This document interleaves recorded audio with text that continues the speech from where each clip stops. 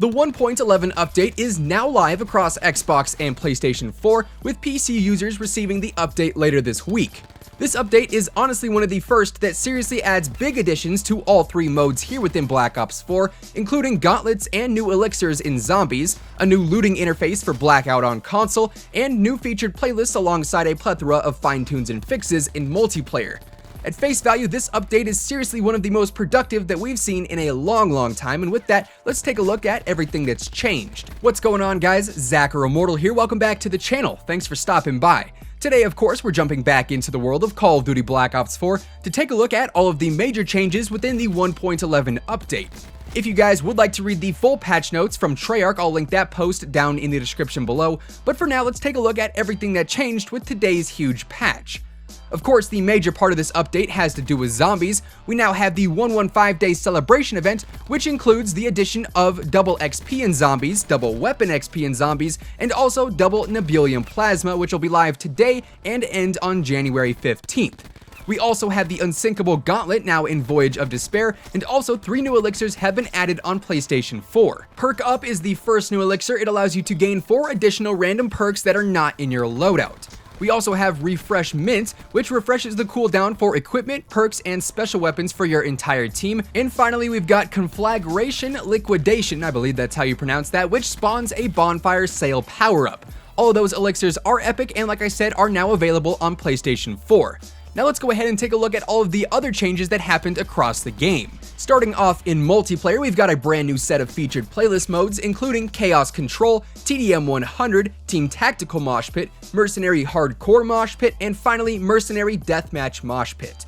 Elevation and Madagascar have been added to the normal map rotation in both Core and Hardcore for all Black Ops Pass owners, meaning that we no longer have a need for the Map Pack Mosh Pit playlist. This update also brings a slew of new game mode adjustments as well. Starting off in Heist, the SWAT RFT Assault Rifle and the Damon 3XB SMG have been added in for purchase, as well as the Combat Axe and the EMP Disruptor Grenade. Treyarch also resolved an issue where a player would not be granted proper tier progression after completing a match of Heist, and finally, if the last living player in a Heist match disconnects, all downed players will bleed out, ending the round.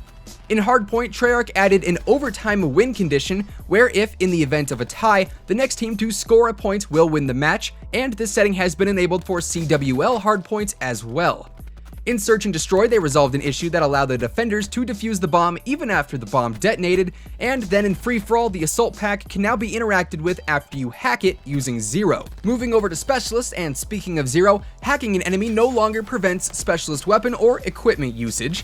A hacked assault pack will no longer be destroyed if the original owner leaves the match, and finally, a hacked barricade will also no longer be destroyed if the original owner leaves the match.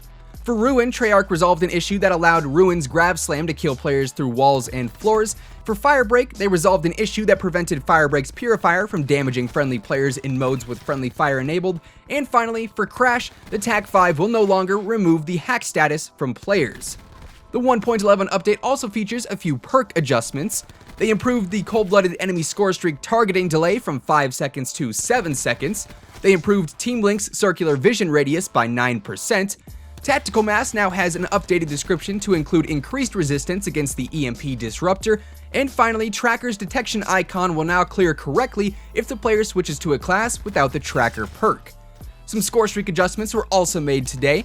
The care package should now properly kill an enemy when landing on top of them. I'm not sure how a care package can improperly kill a player, but at least that's fixed. Continuing on though, there is now a notification for when a player calls in a Thresher, and various issues have been resolved, including when a care package or Mantis smoke marker effect would show up for all players, where the sound of a care package hitting the ground was delayed, where the dart would not be usable again if it failed to deploy the first time, where the player's view angles would change when controlling a vehicle, and finally when the hacked vehicle effect remained on a player's screen if they died to a hacked vehicle.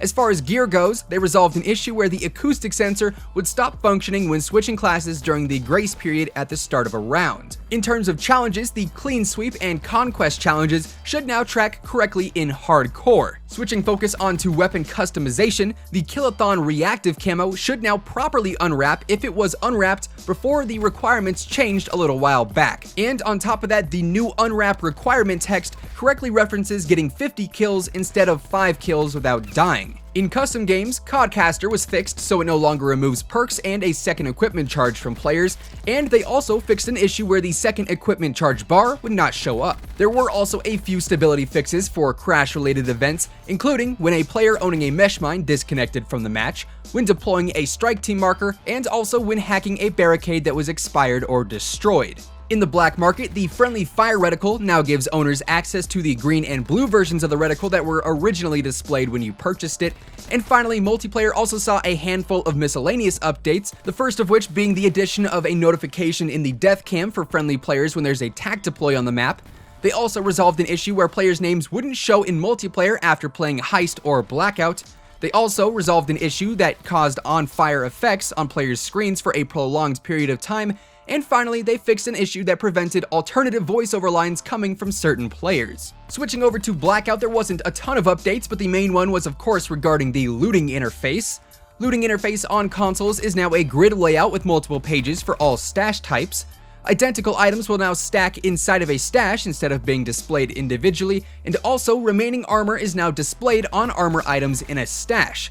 There was also one other change to Blackout, and this one's a pretty big one. They reduced the concussion grenade stack count to just 1, which will hopefully combat the concussion spam that's been basically plaguing the game for the last couple of weeks. Now to wrap things up, we'll switch over to zombies, and I'm just going to preface this by saying I am just going to glance over the main updates, as most of the zombies category is filled with either map-specific or global stability fixes and adjustments. So if you do want to read in depth on those, I'll provide the patch notes down below like I said earlier. Anyways, our current Elixirs have all received updates, including Join the Party, which now revives down players in addition to respawning dead party members, but keep in mind it will not restore lost perks. Swordflay melee attacks now instantly kill basic and vermin enemies, and also deal 5 times damage to all other enemies. Control Z now has an increased duration of turned zombies, now being 30 seconds instead of the original 15. Cashback has reduced the rarity from epic to legendary, hopefully to increase the chance of concocting it. Phantom Reload now has doubled the previous percentage to earn free ammo, and Blood Debt has a reduced duration from 3 minutes to 1 minute, and now simply ends when points are reduced to 0 rather than killing the player. The Zombies perk PhD slider now fully prevents self-inflicted explosive damage, and there's also a damage reduction for enemy explosive attacks that has been changed from 80% to 50%. As I mentioned, the majority of the remaining updates are all map-specific or global stability updates, which you can read about in the patch notes below. With that being said, that is all of the major changes and updates in the 1.11 update, which is now live on Xbox and PS4 for all players. If you guys enjoyed the video or if you found it helpful, feel free to drop a like, as it would be much appreciated. And of course, if you're brand new here to the channel, feel free to go ahead and subscribe with your channel notifications turned on, that way you'll never miss another upload. Once again, thank you guys so much for tuning in, and until next time, take it easy, have an awesome rest of your day, and I'll catch you guys later. Peace out.